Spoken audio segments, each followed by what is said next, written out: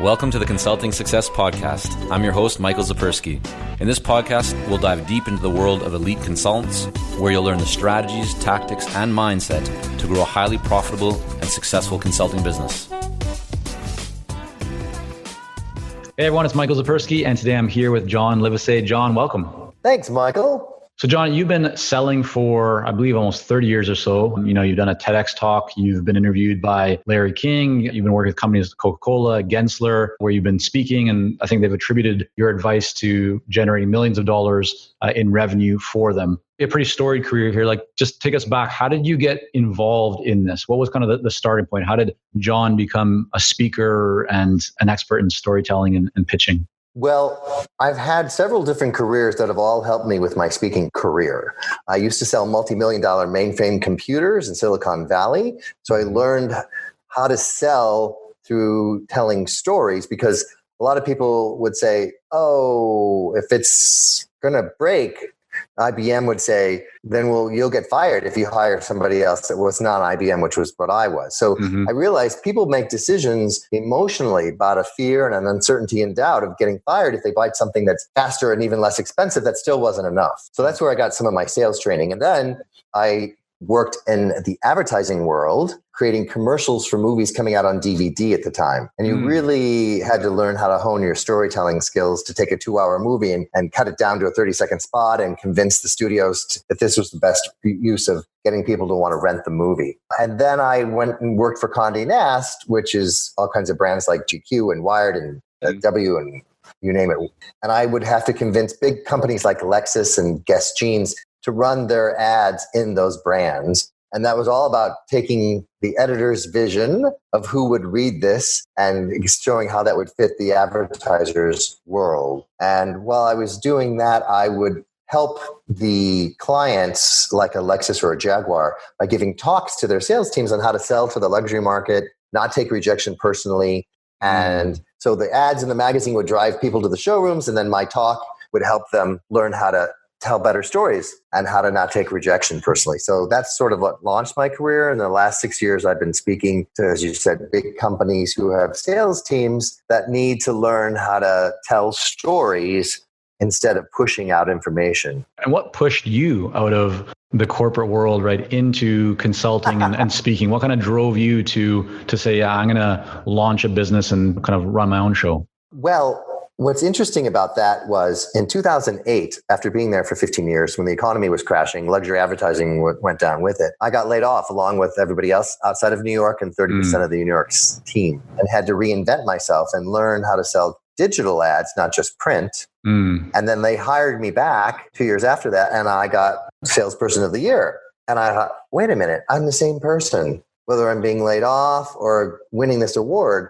And I thought, I've been on this self-esteem roller coaster, only feeling good if my numbers are up and bad if my numbers are down. I want to help other people get off that self-esteem roller coaster.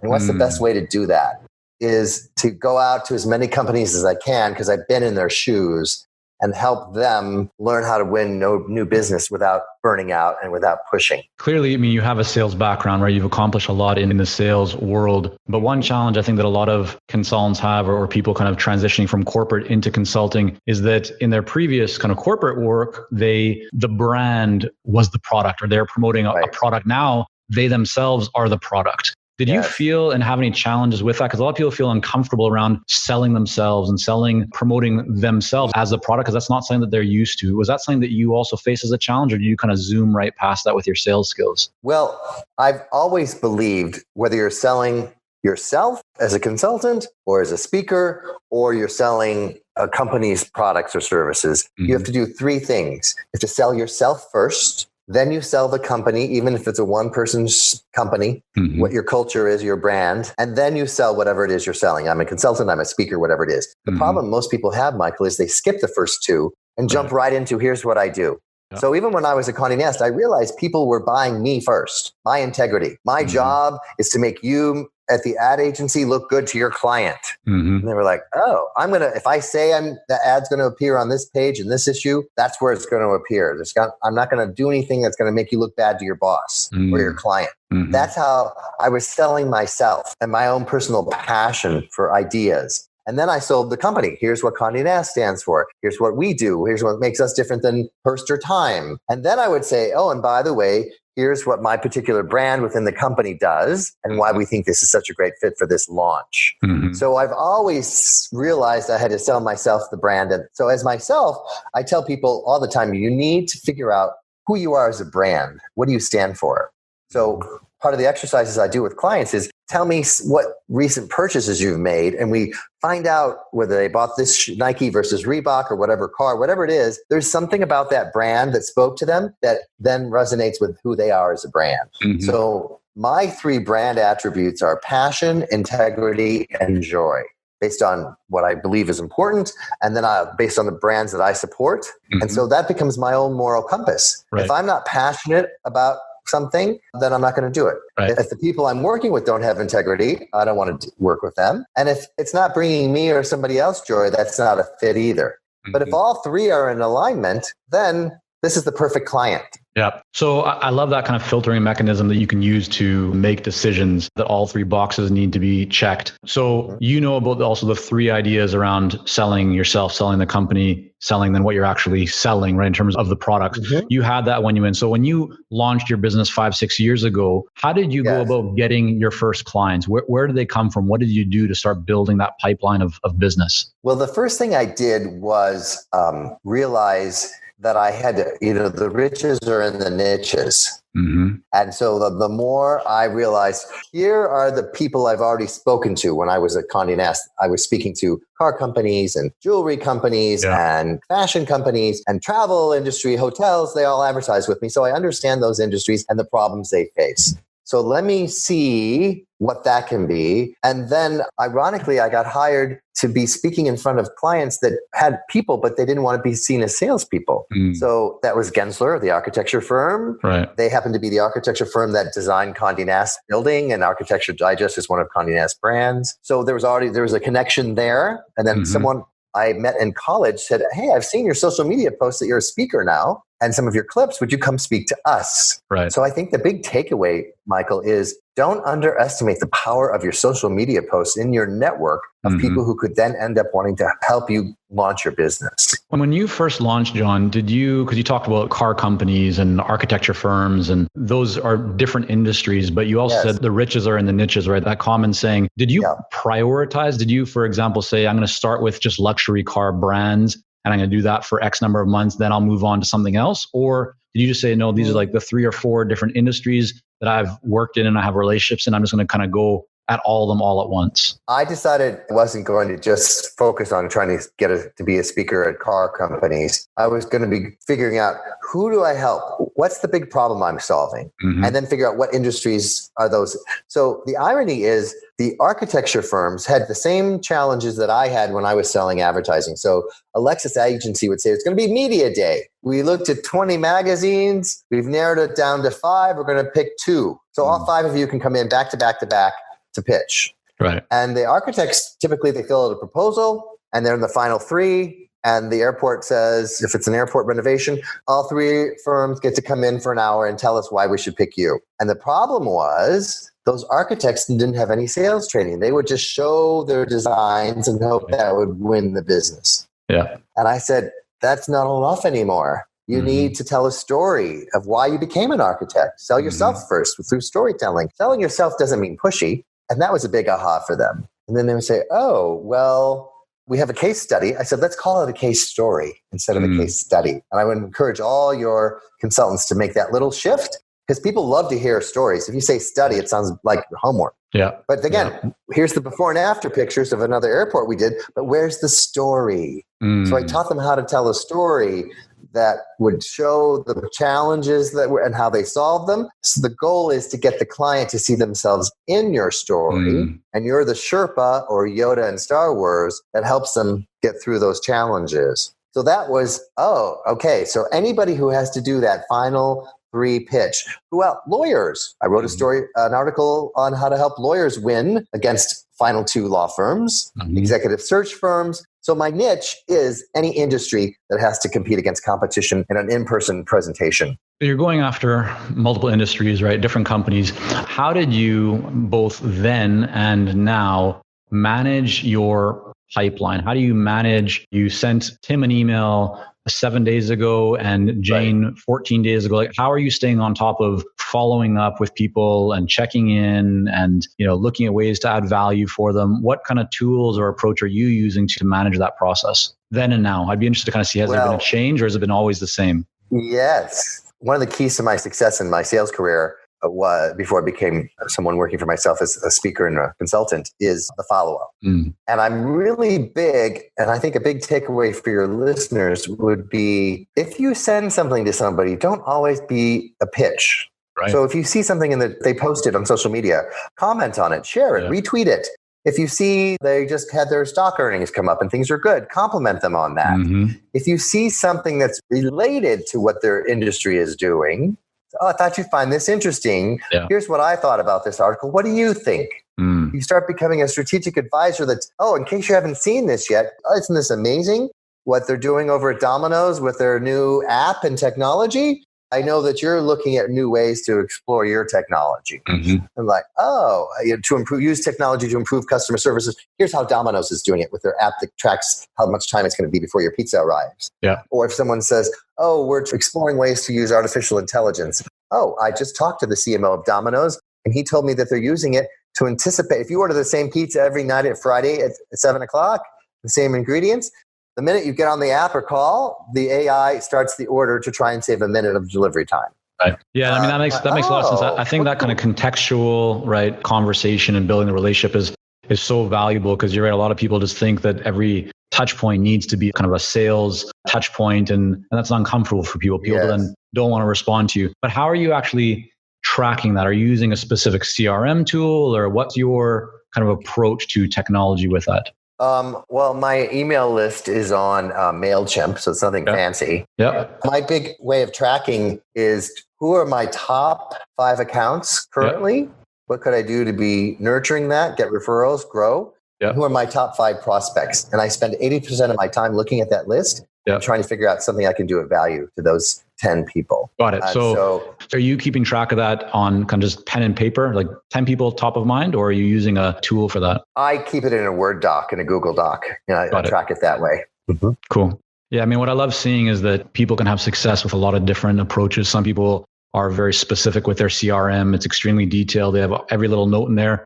And then what you're saying, it's very simple. It's like a Word doc or a Google doc. And I think that the key thing there is you're focused on the people of highest priority and really keeping them at the forefront. While we work with a lot of seasoned and experienced consultants here at Consulting Success, I'm often contacted by new early stage consultants. Invariably, the question I'm asked is, what are the steps I should take to become a successful consultant and grow my consulting business to my first 6 figures per year? Well, I'm excited to announce that we've opened the doors for our Momentum program. This is our most popular program for early stage consultants, and it has helped almost 1,000 consultants to start, run, and grow successful consulting businesses. It gives you the step-by-step plan to help you with your messaging, your fees, and pricing strategies, how to win more proposals, how to go to market more effectively, developing a marketing system to generate leads consistently, and so much more. And right now, until September the 19th, you can sign up for Momentum and get 50% off the regular price by going to consultingsuccess.com/audio. That's consultingsuccess.com/audio, AUDIO.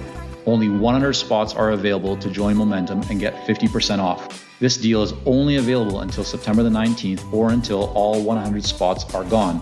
We won't be opening up new spots in this program for several months, so don't wait. Go to consultingsuccess.com/audio. That's consultingsuccess.com/audio, AUDIO.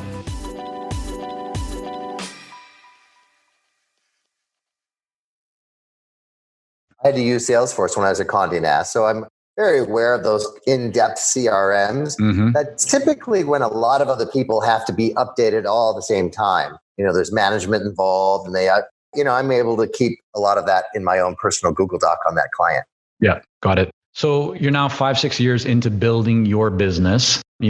At a glance of your website or LinkedIn profile, people would go, John's got a lot of good things happening here, lots of success. But take us kind of behind the curtain for a moment. What has been a challenge, or I don't like to call them failures, but just a lesson learned that looking back on it in hindsight, you would go, that was a tough time. And here's what I learned from that experience. I would say the biggest transition from corporate to a consulting situation is you think, okay, if I make $100,000 as a consultant and I was making $100,000 as an employee, I'll be good. You don't realize how much money is involved in creating your website, having someone edit your videos, hiring a publicist for your book, all of the expenses, paying for your own insurance, all of it. So it's like, oh my gosh, this business isn't breaking even yet. All the money I'm getting for speaking and consulting is going right back into the business. Yeah. There's no profit yet to live on. So you have to have substantial cash flow situation managed, that savings or whatever it's going to be, to get you through those times. And then it's a little bit of a roller coaster in terms of frequency. But sometimes I give multiple talks in a month, and sometimes it's a little slower. So the revenue is not a steady paycheck. So those aha moments of, will this work? And I remember interviewing another speaker who on paper, it looked like, well, of course you're successful. And she told me, she struggled for a long time of not hearing for 6 months from her speaking agent until at the last minute she got a call that she could fill in for somebody. And I thought to myself, I wonder if I'm in that 6-month period. They call it the trough of despair in Silicon Valley with the startups. Sure. Where you get depressed. You don't know how long you're there before things pick up and what the tipping point is. Yeah. You're like, how many more things do I have to do before I have a steady flow of clients referring me and requesting me? So I think a lot of it's your mindset. And so how did you get through that? Because now you are 5-6 years into this. What kept you going? What helped propel you forward when you had those feelings creeping up? Because they are very common. Yes. I think a lot of it is, what's my purpose? Is my purpose just to make money? Well, maybe I could go back to corporate America, even though I don't want to, if I just need to make money. My purpose is to help people get off the self-esteem roller coaster. I remember what it feels like when people say, oh my God, that talk really inspired me, or now I'm telling stories and my success is. When you remind yourself of why you're doing it, keep checking back in with the clients that have hired you in the past, then you go, oh, this is more than just me trying to make myself famous or independently wealthy. I've got a bigger purpose that gets me up in the morning. And people feel that. In fact, when I got hired by Redfin, the tech real estate company, and the agent said, the irony is, Michael, I'm helping clients win those final 3 things. Right. And ironically, 9 times out of 10, it's okay, it's between you and 2 other speakers. You have to sell yourself as a speaker on a phone call or a Zoom call, why they should pick you. And so I did that with Redfin. And in that particular case, I pretended like I was selling my condo. And I called Redfin to see how they treated me. Then I called a competitor. And I did that before the interview.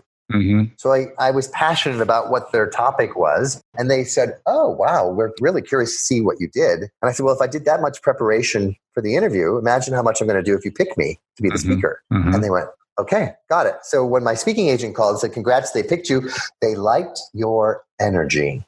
And I think so many of us speakers, consultants forget that's really what people are buying, not your book or how many talks, whatever, their background. It's like, did I feel inspired talking to you? Yeah. Yes. Then I think you could probably inspire my team. Definitely. To hire you to come in.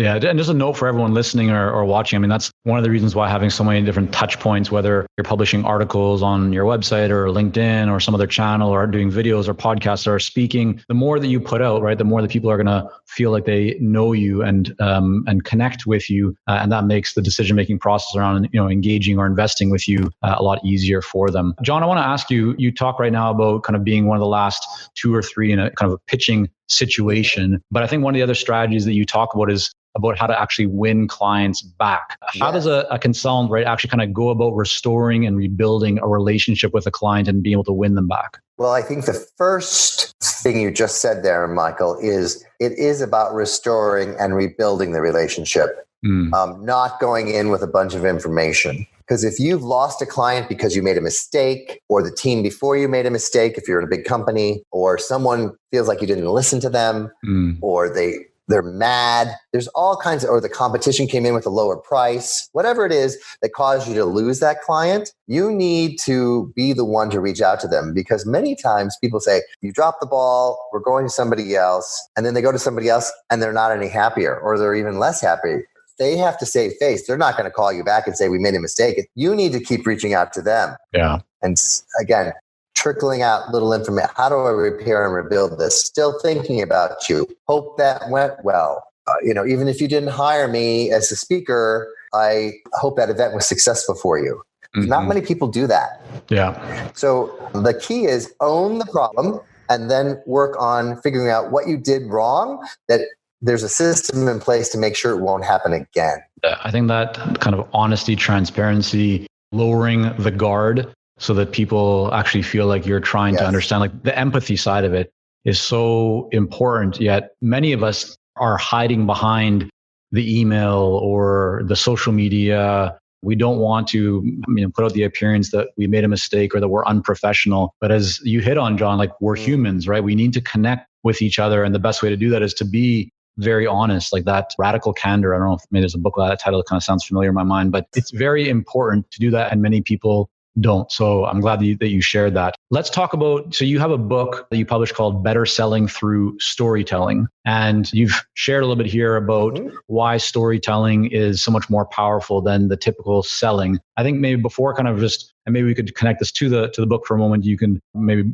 pull an insight out of the book. But for everyone listening to this right now, how can they take the idea of telling stories? And especially for those maybe who feel a bit uncomfortable around sales, they feel it's kind of too promotional or they have to twist arms and it's kind of like an icky feeling for them. How can they use storytelling to make that process of sales more effective, but also easier for them to succeed at? Well, I've got two-part answer to that. The best way to use storytelling is you're solving two problems. One, you're seen as a commodity, and two, you're not memorable. So the better you tell a story of how you help somebody else turn that case study into a case story, and someone sees themselves in the story, they want to go on that journey with you. So literally the closing question is not, do you want to hire me or buy from me? It's, does that sound like the kind of journey you'd like to go on with me? Much less pushy, a new tool in your toolbox. And the other thing is, whoever tells the best story is memorable. So it doesn't matter if you're first or last. And so you're solving so many problems of being seen as a commodity, not being memorable. Storytelling does all of that. So there's some tips in the book on what makes a good story, how to become a storyteller. And once you start feeling comfortable with this as a new skill, you're going to be doing it all the time because stories pull people in. And the old way of selling is just push out a bunch of information. So for everyone, again, just listening or watching right now, who goes, okay, that makes a lot of sense. But how do I tell a story? What's one example of a way to open? Like, do you reckon that people say, we were working with one company recently in this space and this is how things, proceeded? Or is there a better way, a more effective way to kind of weave story into that conversation? A good story has four elements: exposition, the who, what, where, when, the problem, the solution, and then the secret to it is the resolution. What's life like after? So what's the exposition? Let's start with number one. Yeah. So if you're going to talk about, in the case of Gensler, this is the story that helped them win the $1 billion renovation of the Pittsburgh airport when they had their chance to present.